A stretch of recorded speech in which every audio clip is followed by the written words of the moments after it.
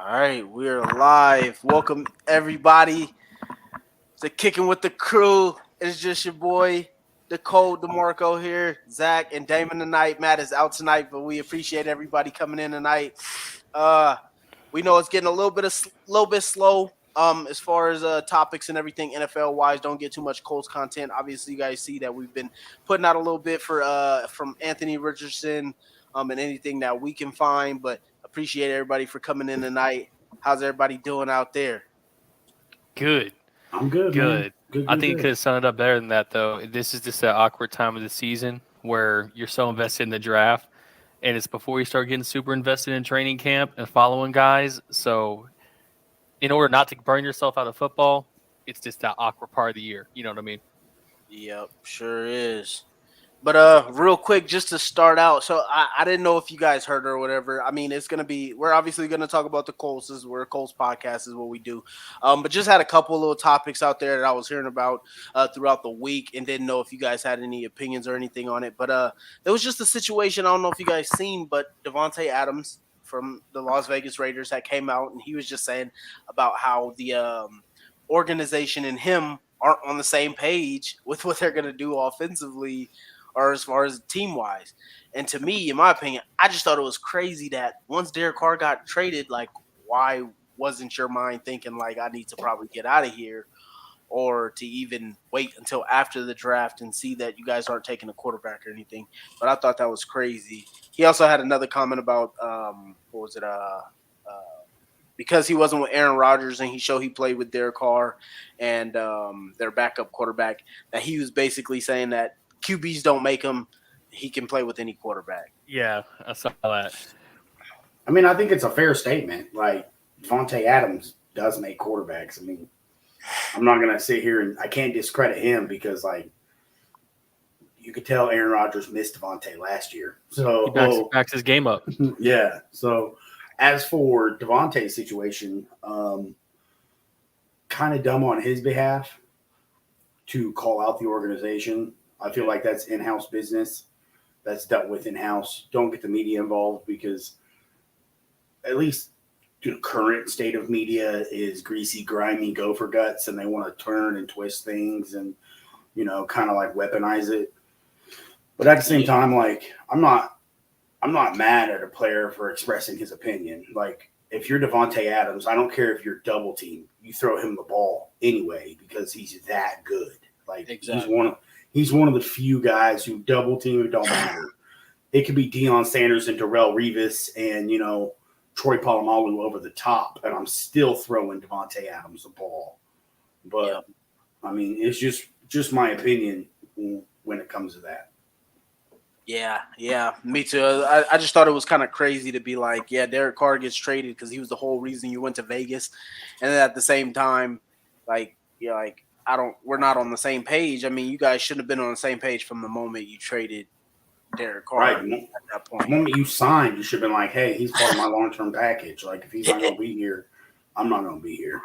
Exactly, especially after leaving Aaron Rodgers, who everybody would probably say that he's a much better quarterback than Derek Carr. So I just thought that was a crazy, insane topic this week, that people were talking about that. And then next I had here, so what was it?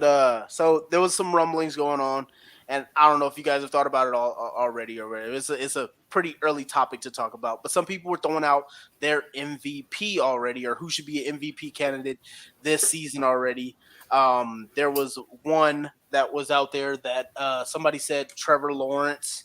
Another one was Joe Burrow. And I was just wondering, did you guys have any opinions on who you would give your early considerations to who might be MVP this season?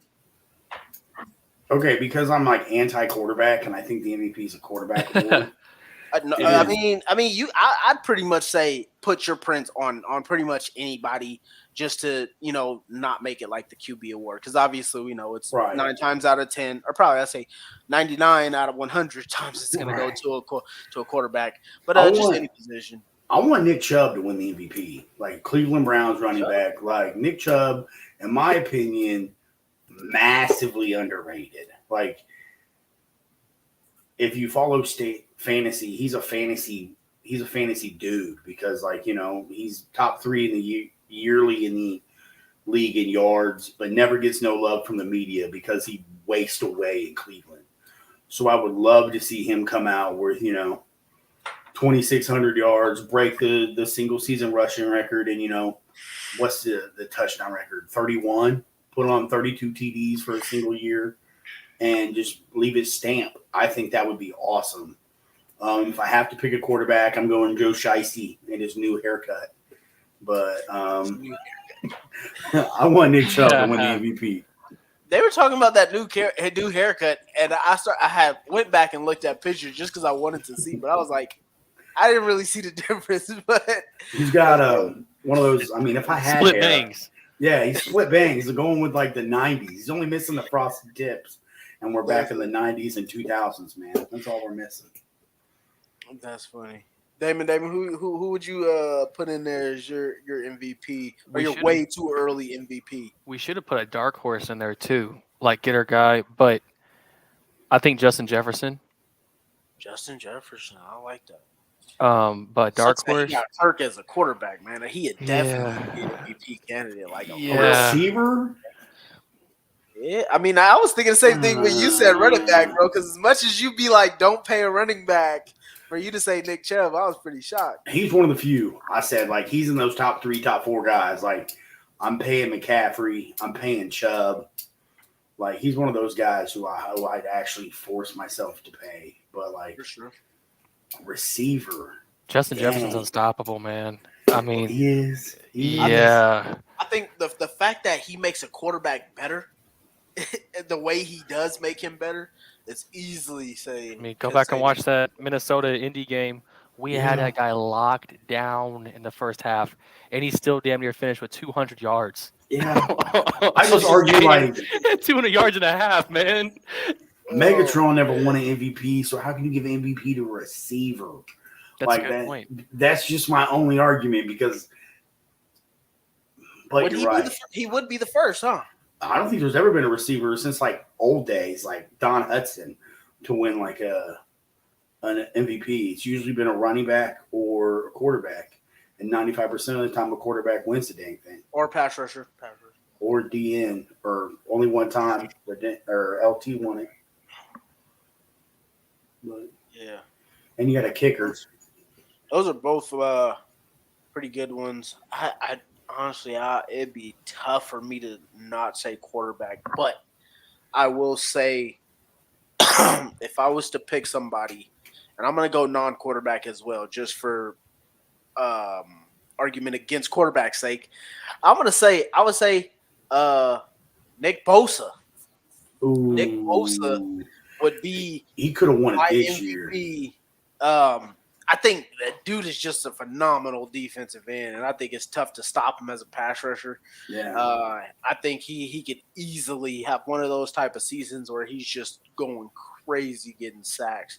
Can't double team him, can't triple team him, and he still just ends up with like 24 sacks or something, breaking Strahan's record. And I say do it in less than 16 games rather than the whole 16 or 17. That'd be nuts. That'd be the guy that I'd sit there and put that out there as my MVP. That's non-quarterback. He's getting paid next year. You think he gets? Yes, he is. You think he gets that $200 million contract for a defensive end? Oh, let him break Strahan's record under the 16 games. He's definitely getting. I mean, he's supposed to get paid. There's this next free agency class coming up is some dogs, guys who ain't no way big contract paid. Big contract years. Yeah, I agree. Yeah. Oh yeah. So that brings us to our next one though here that I had. Damon, me and Zach had talked about it before. I don't know if you heard or seen it all, but the Pat McAfee show just signed over with ESPN. I mean, not completely converted, but they have obviously been. You guys have been hearing us see about it. Sell out. Yeah. You guys had any thoughts on the Pat McAfee show starting to join ESPN? So it'll actually be on after First Take, which I believe ends at I want to say 1 o'clock Eastern time. I think that's the end of it. I believe. I I think okay for me, not to be like one of those guys, but I've been watching Pat McAfee's YouTube channel before podcast era, like when he was literally doing stand up at like what was that? Out Was of that out of St. the back of Elmo's? the box truck, right? St. Elmo's? He or No, what's that Crackers restaurant? Comedy Club. Yeah, Comedy Club downtown. Literally like 2015, 2014, Right. before the podcast, right? And then kind of fell out of it. And then before he signed with what was that, Barstool or Caesar Sportsbook, I kind of picked it back up whenever he started gaining some steam. And I've been watching him pretty frequently now. I just don't like I know maybe it was contractual obligations, but kind of be a little bit more upfront, man. Like his core following is due to the fact that individuals don't want to watch ESPN. Right. You can't change my mind, and I'm not wrong. I'm just being real. People watch Pat McAfee. Celebrities go to Pat McAfee. Athletes go to Pat McAfee because they don't want to go to NFL Total Access or ESPN or Fox Sports. That's kind of Pat's edge, just because it's more comfortable. They can cuss. They can be a little bit more unfiltered, right? Right. So I don't like it for his brand. Good for the guy, because I love the guy. We all love the guy. He's phenomenal, and he's never going to be broke again, or anybody on that show. But to me, man, that takes the cool out of the show. Like that, it's like a clean rap album. Well, I mean, so it's just, I don't know, man. It was just it's a weird thing for me because the build up to it, you saw him in the ESPN headquarters and stuff like that a couple weeks back, and then he shot it down immediately on the show, and then this happens, man. I was kind of a little sour. It's gonna be real. I don't hate it because I enjoy that he still kept his creative rights, so he still has 100% say what he can and cannot do. Obviously, some of the cursing Pat does will not be tolerated on the show, which, Pat probably shouldn't be saying it in the first place. But he is who he is, and that's how he's built his, reputation. But I will say you're right in that aspect of I think he's going to hurt him. It's going to help him and hurt him. He might not be getting the guests that he was getting because he's now connected with ESPN. It'll be interesting to see how much pull like ESPN has on the show, or if ESPN is literally just the second party in this. Like, hey, shut up. You gave me my money, stand in your corner. Here is your obligations to allow me to put this on every TV in America and every airport in the world, or if it's literally going to be where ESPN, because I don't want to see Stephen A. Smith on the Pat McAfee show. Like, he's going to be, man. Like, I don't want to see JJ Redick on the Pat McAfee show. But he's going to be, bro. That's the thing. All those nobody guys wants to see Kendrick Perkins on the Pat McAfee show, in my opinion. In my opinion. I don't want to see those three on the Pat McAfee show. I want to see the guys who they get and just let Pat McAfee do what he does, because clearly the formula for doing what he does has worked. And he's a forefront in that aspect. So let him essentially give the man his flowers and let him continue to earn his flowers. Just kind of help him financially and whatever else you help him with, guidance, brand, whatever that may be. But it's double-edged sword, because while I agree 100% with you, Damon, 1,000%, I also view it as, ESPN's got that reach, and that reach can definitely be beneficial when it comes to the media aspect of sports. It's kind of like when Rogan signed with Spotify. See, I didn't listen to Rogan. So but I mean, it's very comparable. It's very comparable if you think about it, because they speak on their own mind, on their own will, their own topics, their own guests, and then you have someone a super, how do I even say it? A large corporation, pretty much in charge of your, publishing at this point. So good for him, man, financially, but it is a little bittersweet because I'm gonna miss the Boston Connor. I still think his boys are. I still think that's gonna be there. Yeah. So supposedly he said they're not gonna change at all. So I'd still give him the benefit of the doubt that I think Pat is gonna be Pat wherever he goes. Because if you can think about his time with the NFL, getting arrested for public intoxication, some of his other things, even doing those at games or whatever. I think Pat is just going to be who Pat is regardless. So I think he said their only stipulation in the contract was saying less fucks on the show. Um, Fair so enough. I think that would be the only thing that may change or whatever. And then they were making some jokes. I was actually just listening to it because I missed Friday's show, so I was listening on Spotify. But for the most part, they say they're not going to change. So I think giving them the benefit of the doubt to be uh, pretty all right for right now, just to see how it goes and hope that it's not going to change too much. Because even if you do watch a show like First Take, that's not necessarily like a Get Up, maybe they don't necessarily just kind of follow all the guidelines there. You know, No, they're kind of no. open there and stuff like that. We obviously don't want it to get it to be too suit and tie. But I think Pat's still going to be Pat. Just like I don't know if you guys heard. I want to say Tuesday show when he came back, he was talking about how he went into the meeting and he was supposed to be reading from the teleprompter and he's just not paying attention to the thing at all, and he's just like, yeah, no, that's not gonna be me. Like I'm gonna do me, I'm gonna be me, and I'm gonna do what I do. So I think definitely some changes is what a lot of people won't like, but he's still keeping it on YouTube, still gonna have it out there. That was uh, his point. That's his big thing. I know he said is that yeah, his show will yeah, always be on YouTube. it That's will always be free. He wanted his show to stay free and for anybody to just click on the internet and watch. So I think I that's also think ESPN wants what McAfee does during football season, the college football season, during the NFL season, because I mean, Pat McAfee got all the best interviews, in my opinion. Got Rodgers, got guys in season to talk about ball during season. When they go on ESPN, 95% of them, it's all business. So, from that aspect, I specifically look for ESPN to take advantage of that because, I mean, they're transferring him over to the network in the fall time when football, the big money maker, NFL and college on Saturdays pops off. Plus, you know, his involvement in game day. I mean, I love Lee Corso, but college game day is going to be A-OK when Lee Corso retires because they found he his did. replacement like in Yeah. McAfee. Like it's going to be great. So most as much definitely. as much as we all hate it, I honestly think it's probably they're gonna find a good blend of both, and they'll be okay. They'll come out and be okay. Most definitely. I think so too. I think Pat will find his way through it and kind of shake it out there. But hopefully it doesn't change too much. You know, we all love Pat. Yeah, obviously he's Right. our guy. You guys had anything else to say about this one here? About this show? All right, real quick. So let's move real quick to this. This was a hot subject I seen on Twitter, a little bit of Facebook.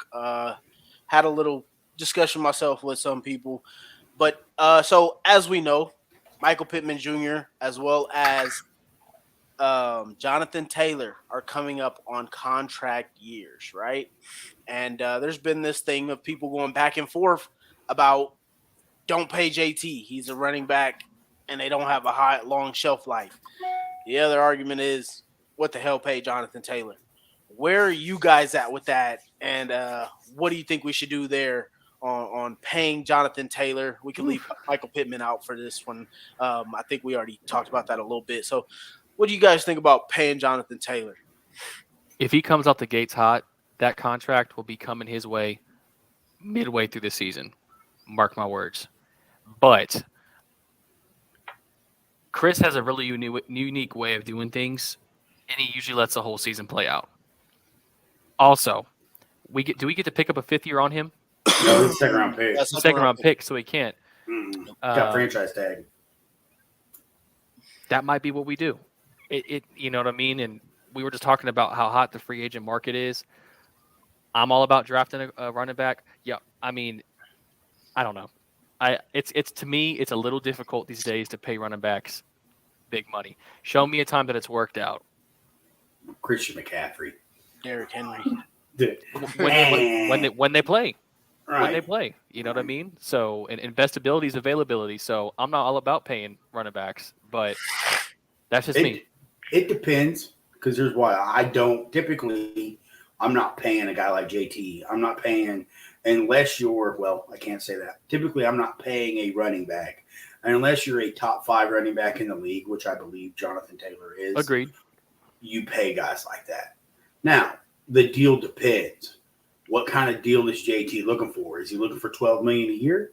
Because I'll give him a $12 million 3-year or a 4-year deal. Because by the time that deal's over, he's 30. Bye.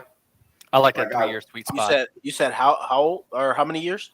4, like a 4-year deal. He'd He'll be be 28. 30. Oh, He'd be he's 28. Yeah, he's only 20. He's only gonna be 24. See, the highest I'll go is a 4-year deal on a running back. I won't pay 5. I mean, that's just me. I won't. But that being said, like the deal I look to get done first is Jonathan Taylor because I agree. I feel like in the terms of the offense, he's far more valuable in Yes. what we're trying to do. Important. And far more important than Michael Pittman Jr. No offense, because Pittman Jr. is a dog. Like, I love him. And he's been available for us, Absolutely. bro. Absolutely. He's been our third down running back. Yeah, he's right. Right. He's been that guy. The most, correct me if I'm wrong, right? The most targeted third down player in the whole NFL last 2 years. So. Yeah. Yeah. I know for sure. 2 years ago he was. I don't know about tendency this year, wise, he's been that guy. So it depends what Steichen's trying to do and what they've done with Richardson. I truly believe that JT is far more valuable than what we can put a price tag on versus you guys are frozen. Okay. Versus what Michael Pittman does at receiver. Now that doesn't mean I don't want Pittman, and I do believe the Colts will be able to re-sign both. It just depends on what kind of money, because I don't want to pay Jonathan Taylor more than $13 million a year. Yeah. To me, high end $13 million, and he's got to come out like gangbusters, get $13 million, in my opinion. Yep. Let's see how Alec Pierce develops too. They're eerily similar, in my opinion. So Pittman and Pierce? I think so. I think they're eerily similar. Hey, our guy Matt has chimed in.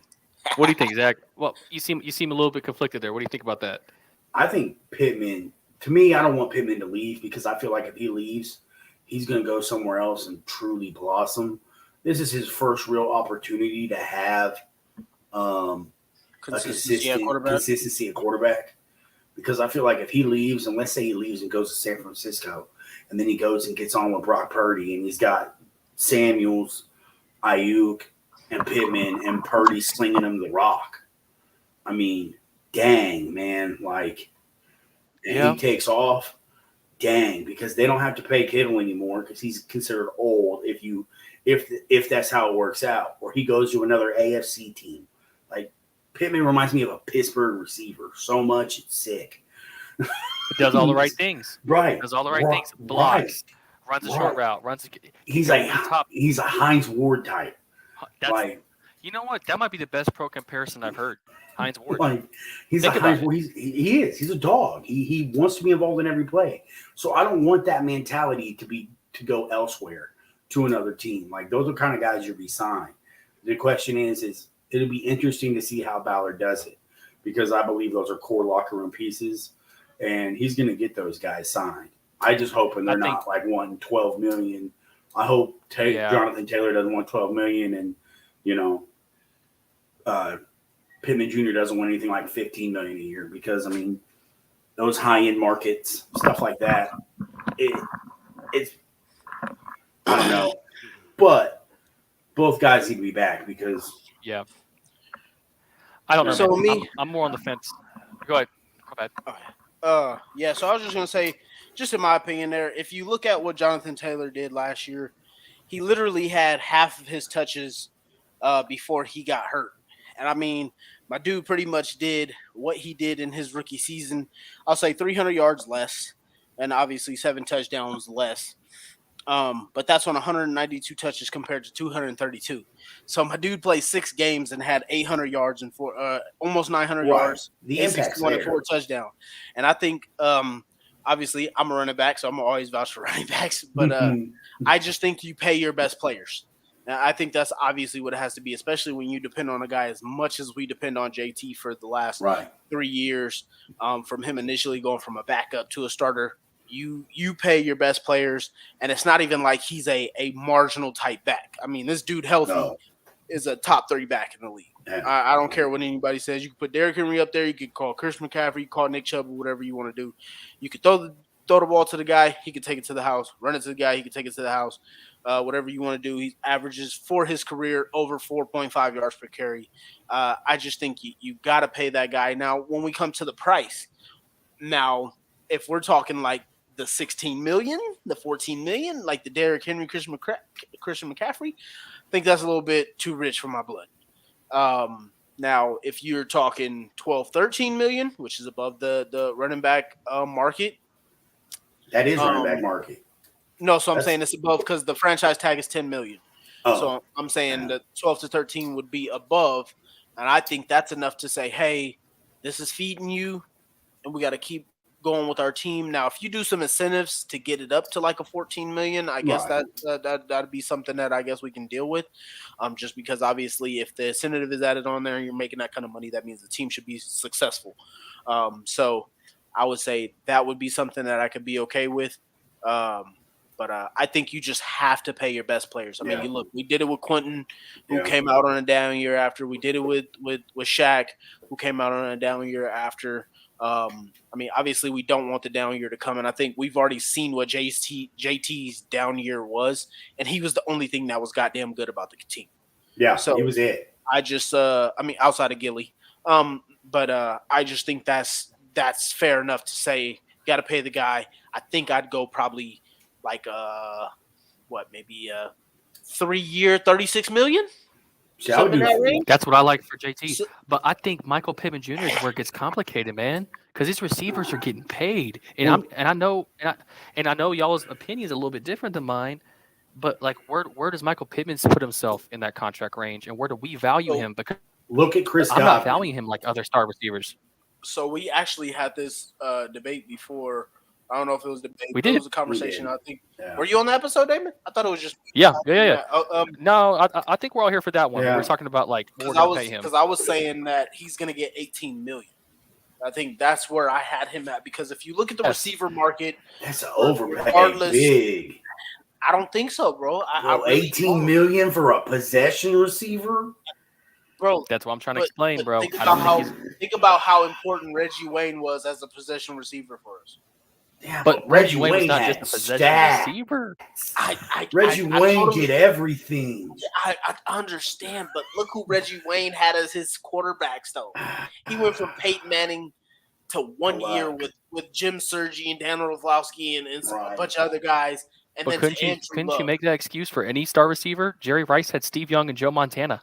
Not really, because the only one that you can't make that argument for will be DeAndre Hopkins, who went from all of the – I probably couldn't even name most of his quarterbacks. Andre Johnson. Exactly. So it's like, given the case of what Michael Pittman Jr., it's like if they were sitting in that room with him and Chris Ballard going back and forth at it, it'd pretty much be like, hey, you haven't really put up the numbers to make 18 million or whatever. Michael Pittman Jr. can easily say, hey, this is my market. Look at my numbers, and then look at the guys that I've been playing with that you brought in here. You know what I'm saying? Another team will give him $18 million a year. That's what I'm saying. Right. They'd probably pay him more. They'd probably pay him more. You feel me? And he likes indies. That's why I'm like, I don't know about that, man. I don't know if we go after a huge contract for him, man. I think that we test the market, look what else free agents and draft it. And look who else is in the draft. I'd see that. Look who's in the draft this year. Draft, a bunch of dudes are coming out. But I also look at the market and you see guys like mid-tier guys like that's what I'm saying. This Chris Godwin next year is not really strong. Right. Look at his contract. That is ideal, the Pittman contract. That's $17 million a year, but it's heavy incentive laden. And then that's the whole deal you're going to rip up and come back to it anyway in a year or two later because he's young like JT. I think he's 25, maybe a year older.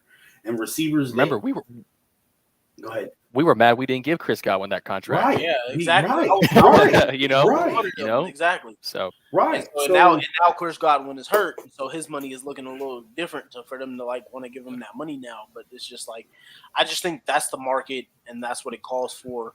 And I think a deal I'm interested. unless we finish with a top 3 draft pick, I don't see there's any way that we don't pay Michael Pittman Jr. not knowing what our receiver core would look like. A deal I want to keep an eye on because I think it's a deal that a domino will fall. Who gets paid first is the T. Higgins deal in Cincinnati. Because that's very fair.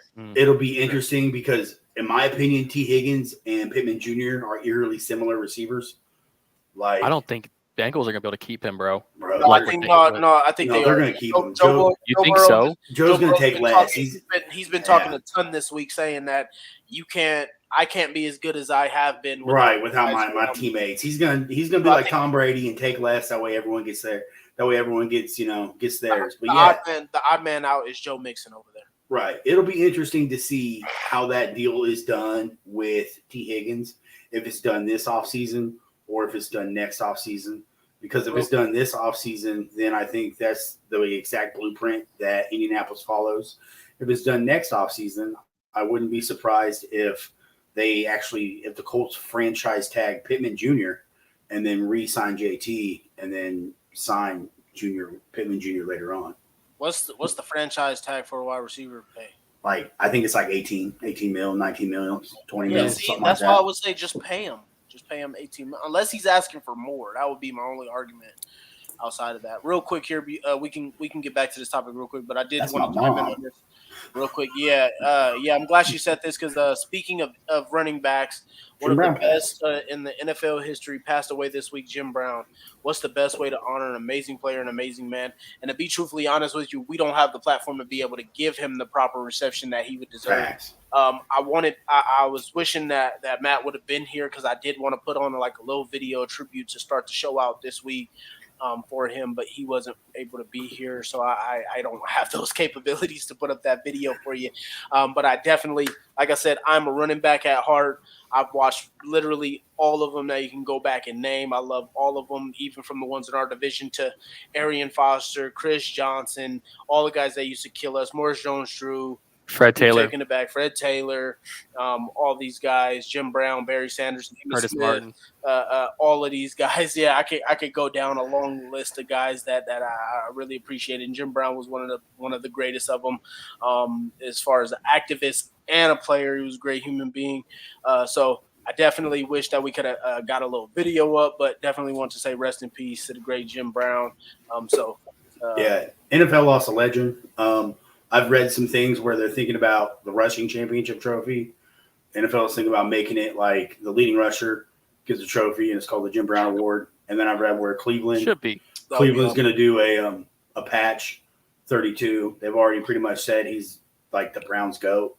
So, Cleveland has something planned special for Jim Brown. But I also think the league does because he's he's like a pillar, the first great NFL superstar. Is Jim Brown. I mean, his records still, I think he's still top 10 in rushing, and that was in the 50s and 60s, folks. Jim Brown he's that dude on the field. And then off the field, he's incredible from his activism, even to his acting in the Dirty Dozen and, the Westerns, right? You love the Western movies back in the day. Whatever he acted in. I think he's acted in like I'm Gonna Get You Sucker, one of those movies. I'm not quite sure, but Jim Brown he's one of the best, one of the GOATs. Yeah, it's one of those weird ones because we grew up with people like Bill Russell, Jim Brown, the all-time greats in their respected leagues. Abdul-Jabbar. They're still with us.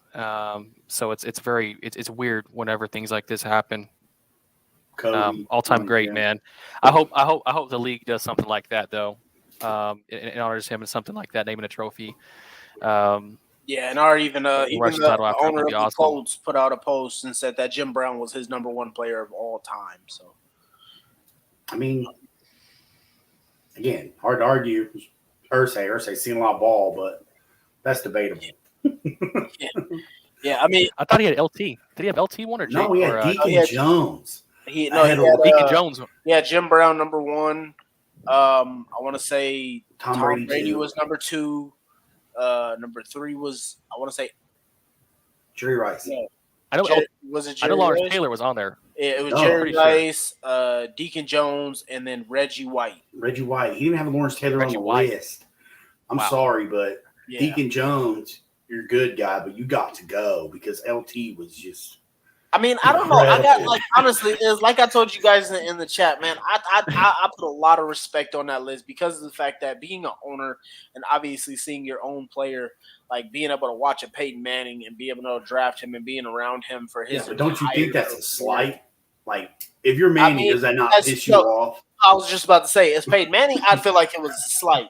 Yeah. But as a fan or as another owner or as another player from a team, I think that'd be like the ultimate respect to be able to not have that type of bias, just to put them on the list, regardless of what, like, I mean, honestly, I think if you got to leave Peyton off, you got to truly believe that, or you just don't know enough. So it's either one or the other. I think. I had a lot of respect for that list. Right. And Jim knows it. Like, we all know Jim knows ball. Like, it's just when Jim talks, it's the pills that drive me crazy. If Jim didn't talk, he'd be the perfect owner. But the hot sausage. The hot sausage. But, I mean, that's just what drives me nuts about Jim. Anytime he opens his mouth, it's like, oh man. Did y'all cringe with the draft videos too? Oh, absolutely. Coastland.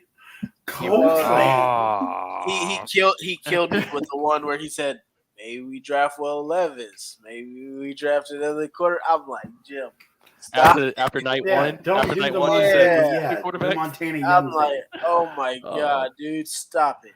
Please stop it. I mean, I am all about Jim being like anti-Dave Snyder or Dan Snyder, wanting him out of Washington because he said, like the Washington football team fans or Commanders or Monuments or whatever you guys are. Jim Irsay is worried because a private investigator was following him for a who year. Cares? Who cares? Jim's got enough money to bury him anyway and pay him off. I was just about to say, as much dirt as on Jim Irsay, you can go on Google. I don't think you need a private investigator. Right. You can find all that, but yeah, y'all remember the league made him apologize to all the owners that one year? What was that? When was he got in trouble last? 16? When he got arrested for public recently. talks?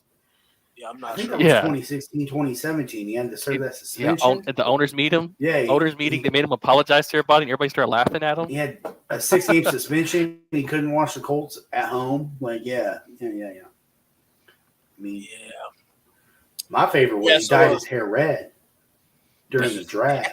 The hair, looking that picture with him with the ring and the blue hair, looking at the camera like, hey, that's the whole time. Alcohol, my guy. So I don't mess with it. I don't touch it. I don't want it. Nope. Make you do dumb stuff. I wanted that picture, man. Oh, I'm dying. Oh man. That's an ultimate Ursay meme. Oh, but yeah, we just had to get to that topic real quick. But yeah, so like I was saying for you guys, it depends on if Michael Pittman Jr. is pushing for more than 18 million. Oh, right there, yeah. Super Bowl ring, acting tough. Oh, God damn it. If he's pushing for more than that 18 million, or if Jonathan Taylor is pushing for more than that 14 million, I think that's where it starts to get a little tough for us. But I think I would have to check back and see and watch the college season to see if he would be replaceable if he was asking for more. But I think it's easy to say that we should be able to get both those players re-signed. I think both those players will be re-signed. Because, I mean, this is the dead period. This is when Ballard makes his money when it comes to re-signing guys. When we start camp, there's always one or two guys every year who get signed during camp, during OTAs. Like, it's bound to happen. Yep. Yeah, speaking of making your money and signing guys This was a real quick one that I didn't send to you guys. But did you guys have any free agents out there that you still would like to maybe see the Colts go out and get? I know it's Dalton kind of Reisner. that was my guy. Dalton Reisner, a right guard, somebody better than Will Fries. Like, You know what's funny? I don't know if I sent that topic. My bad for cutting you off, but did I send that article to you guys about the glaring weakness for each team that wasn't addressed yet? no, I no, didn't. Oh, I don't damn, think so. I thought I sent that one to you guys, but I just thought it was funny because like when we think about a right guard, like how I don't want to diminish this position at all, but how truly important do we think that position is, right? As someone who played it, Yeah, that's what I mean. Like I don't want to diminish as someone who plays it, guards are in passing, passing in the passing game. Guards are critical. In the run right? games, I mean, in the run game, they're going to be critical too because you obviously need to move some bodies. But I mean, the overall aspect of things, if you think about the players that are paid the least, that kind of shows their value. It's going to be right guard. Typically guards. Is going to be guards and going to be running back, right? And so I just kind of thought it was funny that the article said on there that right guard was a glaring weakness for the Colts, and I just thought it was pretty funny that would be because I feel like if you look at a team and you said their biggest weakness is right guard, I think you would have a statue at quarterback and be like, whoa, you got to watch out. But so I just thought that was funny. But yeah, Dalton Reisner was my guy as well. You want to elaborate on that at all? I just wanted him because he's a vet. I think he's good enough to fill in and play in any system. I mean, I don't forget where he came out of school, what school. I think he's Colorado State, one of those guys. But I just feel like he's a legitimate, proven vet that even if for a year, so you allow Will Fries to get stronger, or you allow, Freeland, who we drafted, to get stronger and develop before he slides in there, whatever it is. Just someone who, in my opinion, is far more proven than maybe a mid-tier backup in Will He's Fries. still only 27 as well. Yeah. 1 year, 2 year deal. I mean, offensive linemen age like wine. So, like, if they sign him at 27 and it's a 5-year deal and we keep him till he's 32, 33 years old, perfectly okay with that as well. Like, because that's a core piece. But I have zero to little faith in Will Fries. Like, he's a quality backup option. He proved he was good in spot duty. But relying on him consistently, I am no fan of. That's fair. You got anybody, Damon? We got some edge. There's some edge out there, man, that's still available. Like Frank Clark, Leonard Floyd, Yannick Ngakoue, I think, still out there. Do we really have a need for it? Man, you can never have too much edge. Mm-hmm. Fair enough. You can never, and you got to think this time of the year we're at right now, mid-May, come June, July, these guys' prices are going to drop. Yeah. I mean, and I think that we're able to get someone like I don't think Yannick wants to come back, though. That's the thing about it. Because I feel like he would have already have, honestly. But there's a couple guys out there, man, I think that are at edge that are nice. And then corner, too, if I'm not mistaken.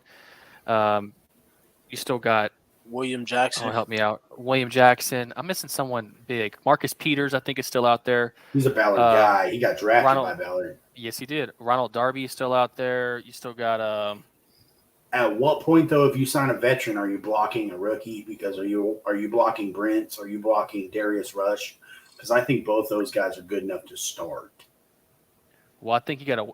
So are you talking for cornerback, Zach? Yeah, like if you sign a vet, are you taking reps away from a young guy? Because I say not if the young guy is earning it.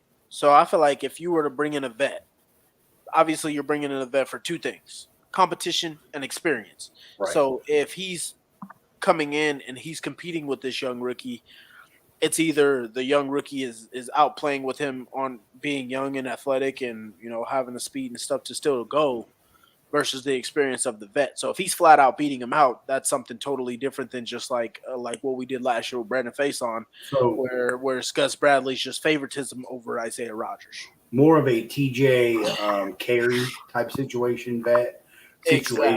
Situationally used, teach a young guy like Isaiah Isaiah Rogers the ropes, and then use situationally third safety. Fair enough. Exactly. So it's just like and I mean you gotta still think about it as like we still the only two corners we have out of the two that we drafted were Isaiah Rogers and Dallas Flowers, and then we bring Kenny in Moore. And Kenny Moore, me and Slot. I apologize, Kenny. And then bringing in three more that gives us a total of six, and then obviously I don't know. I don't think we've ever keeping more than 5 or 6 on a roster at a time. Right. So I'd probably sit here and say, go ahead. How do y'all feel about linebacker this season? I mean, because you still got Zach Cunningham and Jalen Smith out there too. But do they fit that mold that Gus Bradley Zach Cunningham? wants? I think me and you. But I don't know if it was I me like and you him. or if He's a Vanderbilt Zach, guy. or me and Matt, dude. In Houston, that guy was all over the field, and I was shocked. Remember they cut him at like a super awkward part of the year, and everybody was confused. Like, man, that may have been the best guy I had on defense the last 2 years. I guess he's got an ego, so he's a me guy. Yeah, but Jalen Smith, man, that's a guy I liked a lot from Notre Dame. Are his knees able to hold up? That's what I worry about. Played a full season last year in New York. Looked pretty solid. I think that was a guy that was on a trajectory to be one of the best linebackers in the league. Well, he came out after he tore his ACL or whatever it was, and he sat out his first year in the league, and then he came out from his second year to like his fifth year. Came out with his hair on fire. He was good for like second year looked good. Third year went Pro Bowl.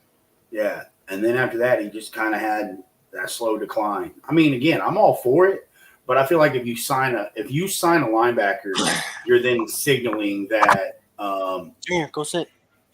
That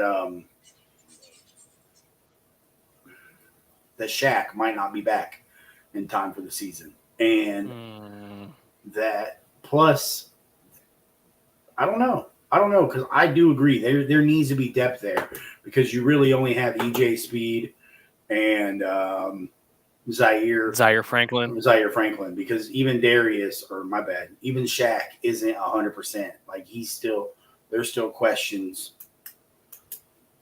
there. Like he's not been cleared yet. We know nothing about that situation. Yeah, so my guy was also Dalton Reisner, as far as free agency wise, or a cornerback, something like a William Jackson or something like that. But I get what Damon's saying about linebacker, but I'd prefer that to be a weaker position.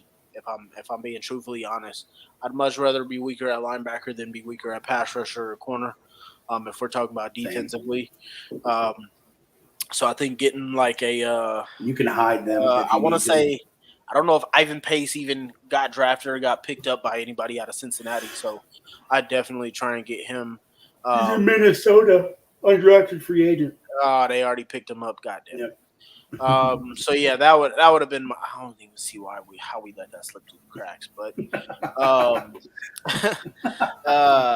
yeah, that would have been one of my guys there to get at linebacker. Dude can do it all. And then, like I said, so I try and go after a Yannick, some type of veteran pass rusher, a guy that we can use more situationally. I wouldn't say that any vet that we bring in is going to be a guy that's going to be a starter. This team is full of youthfulness and athleticism. So I think being a vet on this roster, your primary situation or thing to do when you come into this roster is to help mold younger guys and then to play in situational down. So I don't think we'll see another Rodney McLeod type situation. But I definitely think like a Yannick would be something that would be very crucial for this team to come in. That's a weird one too, though. That's a really weird one. Why did we not bring him back? Because that guy embraced Indy from like the minute he got signed, interacted with all the fans on Twitter. You know what I mean? That was a weird one to me. Yeah, I think it's got to be price. To be truthfully honest with you, I think what he's asking for might not be what Ballard wants to pay. So I think that could be the potential situation there. Other than that, I mean, I guess there always could be the fact that you don't want to keep playing in Indy or whatever. But I think it's just got to be pricing. That's got to be something. But he does take his time. So he could be on vacation and stuff like that, and just slowly get to his decision on whether he wants to, where he wants to go. Is Rock still out there too? No, he signed Oh, with he signed with Baltimore. Baltimore. 1 year deal, $6 million, $3 million guaranteed. Good for him. Good for Yeah. him. Yeah, I was upset. He signed that like 2 Wednesdays ago. I was upset when he signed like literally the day before the draft for Baltimore. I was pretty pissed Yeah, that was a tough one. There was a couple guys out there that I was like, because I thought for sure I'd be like, man, he'd be nice back in Indy. He'd fit this scheme perfectly, and then they got rid of him. So I think I'm ready. I think I'm ready this year to see the offensive tools we have utilized. Because I feel like all of our arguments based before the season, before the draft, was we don't have enough weapons. We don't have, and I just want to see them properly utilized and see their strengths, see them like battle tested almost. So that makes sense. We just have not seen that. Frank dialed up nothing. I mean, Jelani Woods, every time the guy touched the rock, was a 25 to 30 yard completion or a touchdown. yeah, I was just about to say. I think that's a lot of the argument for the pro people that are pro Michael Pittman Jr. and pro Jelani Woods. Obviously, after one season, is look how underutilized a lot of our positions were. Even like a Naeem Hines when we had him underutilized. Even JT, if you think about how many games we lost and come from behind losses that we would have because of the fact that we weren't using guys. So I think that'll be huge having Steichen, and hopefully we see the way his offense works and using those guys comes to life for us. Naheem still hurts me a little bit, man. I'm not mad. Again, I have no emotional attachment. The only 2 players on this team who I would be mad if they got rid of would be Quentin Nelson. I'd be irate if they got rid of Quentin. I really like Shaq, so I'd be upset if they got rid of Shaq. And then Jonathan Taylor. But other than that, Me and you, Zach, are in the minority on the the Shaq one. Oh, I know. But other than that, like outside of those 3 guys, he can get rid of all of them. And I'd be all like, bye. But I just like Shaq because I like his message. I like his passion he plays for, his back, his story, his history. That's all. And then, Nelson plays guard as it should be played. How I wish every guard played, which is I'm killing you for the whole game. And then after the game's over, then I'll pick you up off the ground and be your best friend. Speaking of Shaq, that would actually be our next topic there. Is I don't know if you guys seen it all, but Shaq posted to his Instagram live. He was actually doing like some step ladder drills, doing some step in, step out drills.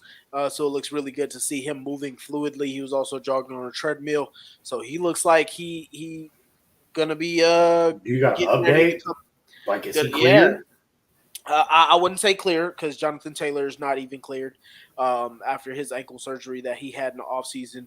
But I definitely think both of them could be very ready for the season. So any comments or thoughts about that? Because they're both looking like they're trending towards being back and ready to play. And hopefully if this team gets right, both of them should be very close to the all-pro position. If Shaq comes back, our defense is elite. Talking all-time great elite. Just my opinion. Great elite. Just my opinion. Because, like, you add Shaq into that defense, now you got a guy who's creating turnovers. You're getting creamed right now, bro. God. Sorry, everybody. I'm not a Lakers fan, so, like... I'm saying my team, like, we're getting murdered right now. Jesus. If, with Shaq coming back, if Shaq is healthy, and he's creating turnovers, causing havoc, communicating, forcing everyone to be accountable, it's literally like Ray Lewis in that aspect. You essentially have your leader, your warrior, quarterback on defense. Daddy's back. Like, Papa's home. We're cooking with grease again. So the impact is there defensively. I believe Shaq has that. I mean, he elevates everyone around him. So there should be no excuse. Top 5, no excuse. Anything less is unacceptable, in my opinion. You want to chime in on there, Raymond? Yeah. I think JT has more likelihood to be back than than Shaq. I think that JT's surgery was just really to clean up some things from what they said like beforehand. It was like nothing structural that was crazy. It was literally just cleaning up some stuff from a previous injury that he had played through, like during that season that he had a fantastic season. So I don't know, the Shaq stuff. It worries me, man. It's I don't that want to be nerve stuff. It did that to a Debbie Peyton. Downer. I don't want to be a Debbie Downer, man. Don't want to be a Debbie Downer, but it's very creepy. And the Colts are the most awkward team in the league when it comes to any type of injury disclosure. So I hope it turns out well for him, man, because I think that's all of our. When that guy's on the field, he's our favorite player. Let's just be real. 100%. He takes precedent over any player on our roster for us. He's our absolute favorite player. So it's difficult. It's difficult because last year was really weird. You know what I mean? Just because it was such a week to week thing where we were just kind of like, man, are you going to be out or what? You know what I mean? It was this week to week. We're looking for an update. So I just want to be done once and for all, and him to be healthy, him to feel good, because it's starting to look a little bit grim if it's not the case. Can't change my mind. Yeah, I wasn't. I mean, I personally liked how this defense played pretty well without him last year. Yeah.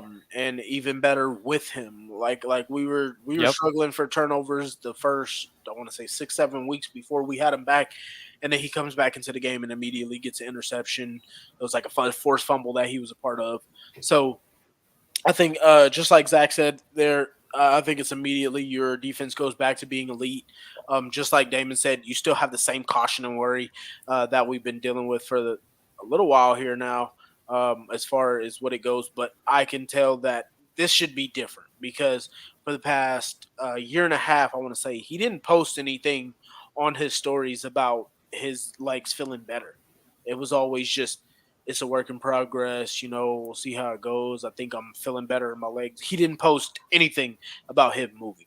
And I can tell this from any Colts player that post on their stories or anything like that, I follow and watch. So the fact that he even posted that video, I think that's a huge difference for it. We definitely like to have him. And again, like Damon said, if he's healthy, this is your favorite Colts player on the roster, without a doubt. Yep. He brings the energy. He's an animal. He brings the turnovers. He gets you excited on Sundays. He's not these other linebackers. I love Shaq Leonard when he is the healthy Shaq Leonard. So hopefully he can be that guy. I think this is a huge difference for him. And it's just one of those things that you need. And then same thing with JT. I mean, with a healthy JT, you feel like this is insane.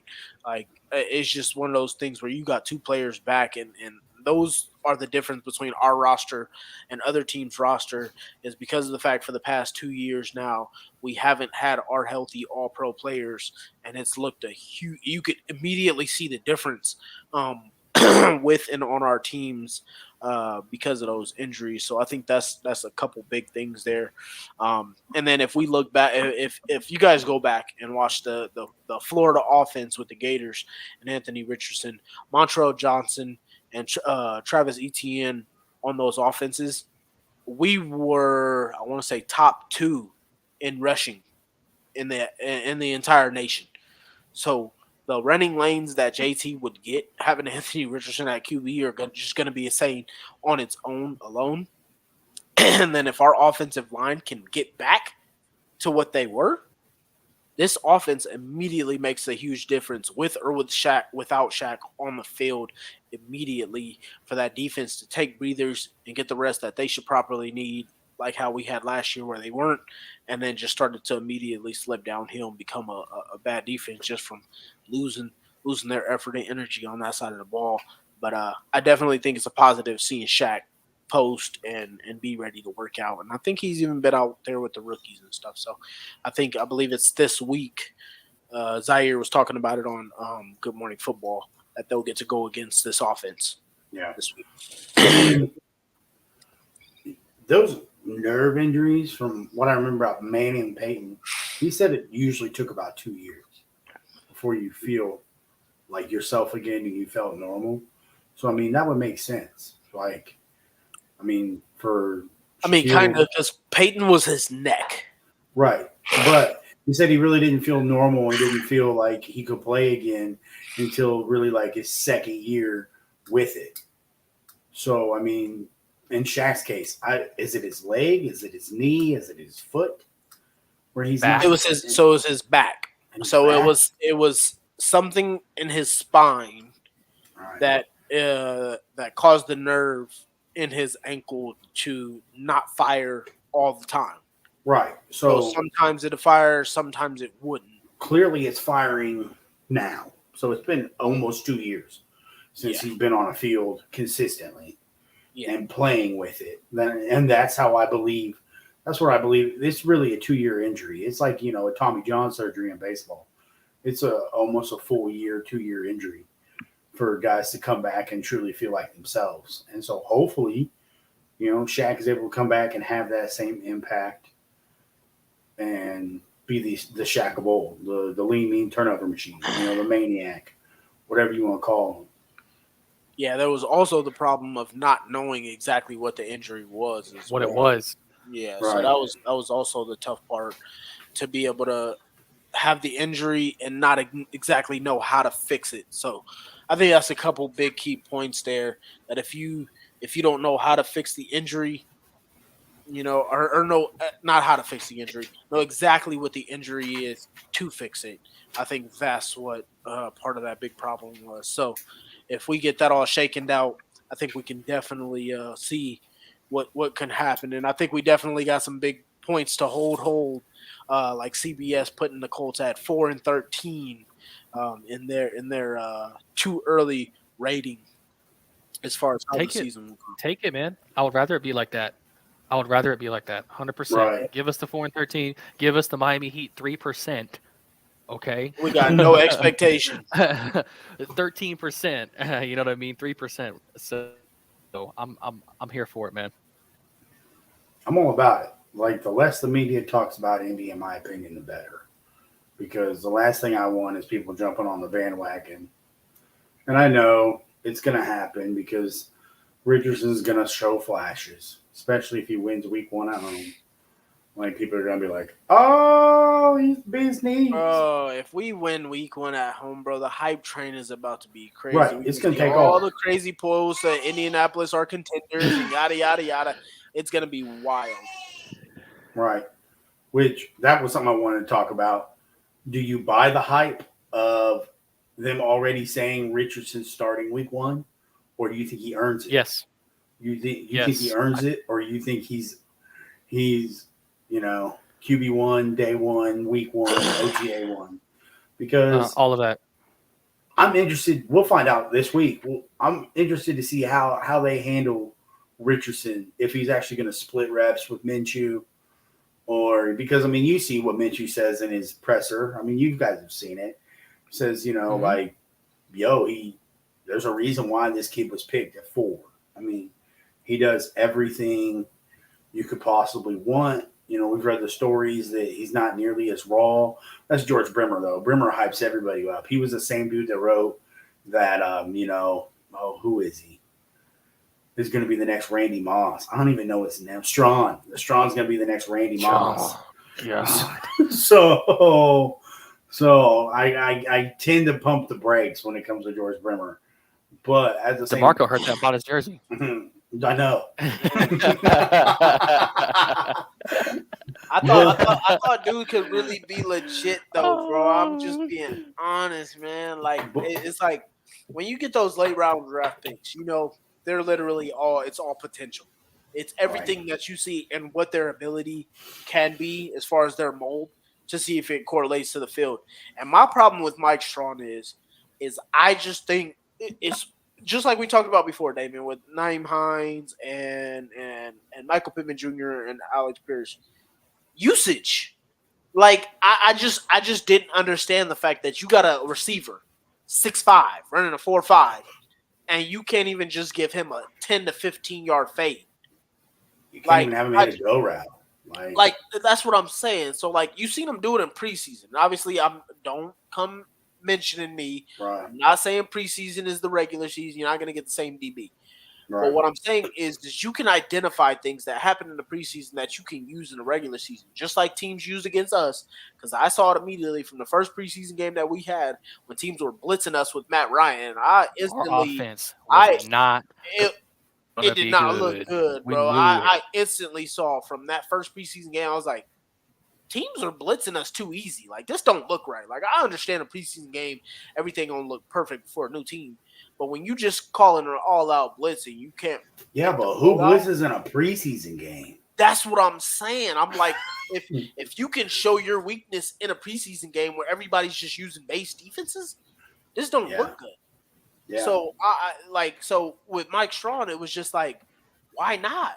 Like identify your matchups. If you got a 5'11 DB over here covering him, just toss that thing up there like it's like you throwing it in the post in a basketball game and let him see if he can go make a play. So I just thought that was one of those things where I thought he could really be big. He got some speed. He can play on the jump ball.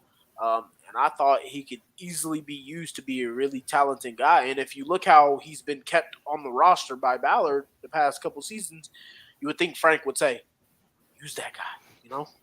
Even make him like Well, a Devin Funches for the 2 years that he was good. You know what I'm saying? I mean, I feel like part of that was on Frank Reich because Frank Reich, we all know, had trouble with personnel. Like he talked about wanting to be multiple, but we always knew the same three receivers were always going to come out there, the same two tight ends. He only ran two formations. It was a trip set and then your two tight end set. Like that's Frank Reich's offense. Exactly. So like I look forward to seeing if Shane does anything with, Strawn.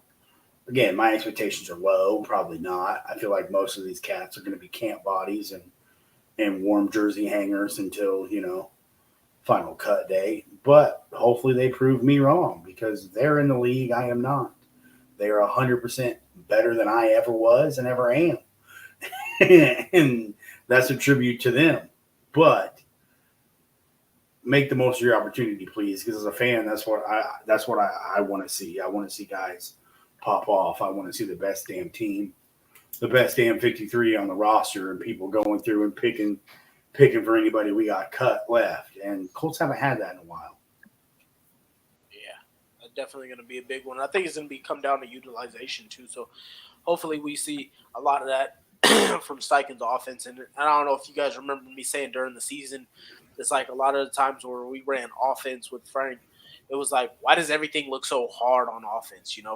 Every other team had a lot of plays where a guy could just get open on a play, maybe a little squirrel route, quick one out. Because Matt Ryan's quarterback and he couldn't throw the ball. I mean, constant pressure. Even before that, think about with Andrew Luck when we started freaking what was it, 1-5, Yeah. and like everything just looked difficult in these offenses to where it was like, why don't we ever get any of those little quick wide open plays that literally everybody else in the league was getting except us? And so because Frank didn't run them. Frank didn't call them. I truly believe Frank had a problem with that. I mean, in the last half of the year, well, I can't say that because he wasn't the head coach. But in his last tenure, I mean, you're right. We didn't throw any just quick bubble screens, any scroll routes, anything underneath. Nothing. Caught the screens, man. No more. No more. Man, No more. I mean, our screens wouldn't even be at the right time. You know what I'm saying? Like, our screens would just be at ugly times, running at your own 1 yard line in overtime. And quarterback throws it left-handed. Yeah. Like just a bunch of nonsense that we would have. What's up, Chad? Thanks for coming in. You're pretty late here though, but I know you were in earlier than when we came. That was my fault, but appreciate you. But yeah, just those situations where I just felt like I felt like we could have called plays for Frank sometimes. A lot of the stuff that we would see, and that would happen, we just didn't get plays that we would think should go, or we would never get wide open plays or anything like that. So that's just something that we saw here with Frank. But yeah, so that was just a lot of that. I don't know if you guys been seeing just real quick here. we're going to get ready to log out here. Everybody, appreciate everybody who tuned in tonight. But they had a rookies like seminar with the NFLPA this weekend, and Anthony Richardson just been living it up, Tank. and dude just looks happy and fire. I don't know if anybody's got their jersey. Bro. I got mine. I'm getting mine for my birthday. Go get yours as soon as you can. But the kid just loves life. He's living life. He's always happy. That's something you want to see in the building, especially from your quarterback position. And obviously, you know, we need that. We need that kind of energy here where you're young and lively and coming in. You don't know what you don't know. And you're just coming in ready to experience, play, and have fun.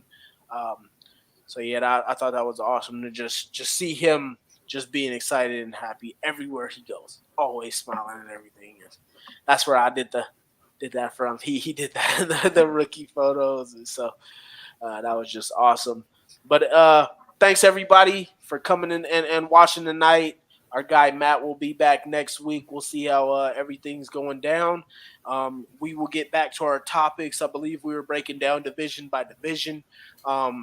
Next week's show, I think it's a division by division, team by team prediction for the year, right?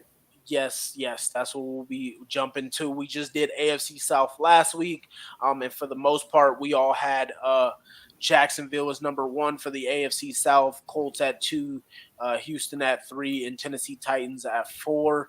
A little bit of different of records. We didn't get that all sorted out just exactly yet. I think we're going to do a season predictor as well. So we'll get everybody back and tuned in for that one. So please continue to join in with us every live show every Saturday at 8 p.m. Eastern time. Excuse me if I get it wrong, but it's at that same time every single Saturday for you guys. We are here. Like, share, subscribe. Please share as much as you can. We're on all platforms: Apple Music, Spotify, Twitter, Facebook, and Instagram. Please follow us at Kickin' apostrophe with the in with the crew. I am DeMarco, co-host Zach, co-host Damon, Trev, and our host Matt. We appreciate all of you guys for tuning in with us tonight. We're getting a little slow, but soon we'll start picking up here. Appreciate everybody coming for tonight, and go Colts. Go Colts, Bye, everybody. y'all.